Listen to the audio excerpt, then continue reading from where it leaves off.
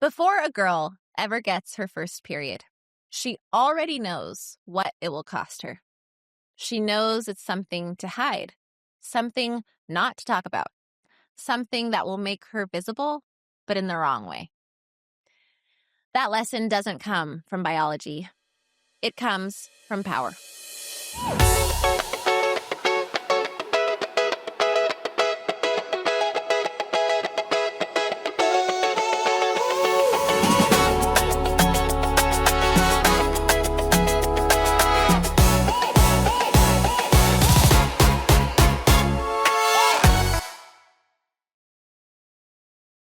In the last episode, I briefly touched on how women are dismissed and controlled once they are no longer seen as useful to the system. But the truth is, that control doesn't suddenly appear later in life. It starts much earlier. Today, I'm going to talk about the female body, specifically about menstruation. And before anyone checks out, I want to be very clear. If we are serious about questioning the norms we've inherited, if we are serious about doing better than what's been modeled for us, then all of us have to understand how female bodies have been framed, controlled, and disciplined. Because the harm that comes from that framing doesn't just stay contained to women and girls. It shapes medicine. It shapes leadership. It shapes whose pain is believed, whose bodies are protected, and whose are dismissed. So please stay with me, even if you don't think this applies directly to you. Many girls dread their first period, not simply because of discomfort or pain, but because of what it symbolizes: exposure, loss of control, visibility without protection. Long before a girl menstruates, she already knows what to do with it.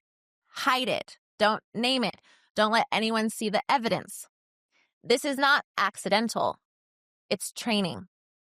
Bodies associated with reproducing life have had to be framed as liabilities in order to justify excluding them from power and to justify controlling them. Menstruation becomes one of the first places where strength is turned into shame. A natural, powerful bodily process is recast as something dirty, unstable, or embarrassing. And once that lesson is learned, it doesn't stop there. If menstruation is framed as something disruptive, then it becomes easier to claim that people with these bodies are less rational, less capable of leadership, less trustworthy when they name pain or demand care. This framing seeps into everything. It shapes how medicine responds to symptoms. It shapes who is believed in exam rooms. It shapes whose suffering is minimized and whose is taken seriously. So when we talk about menstruation, we are not just talking about biology.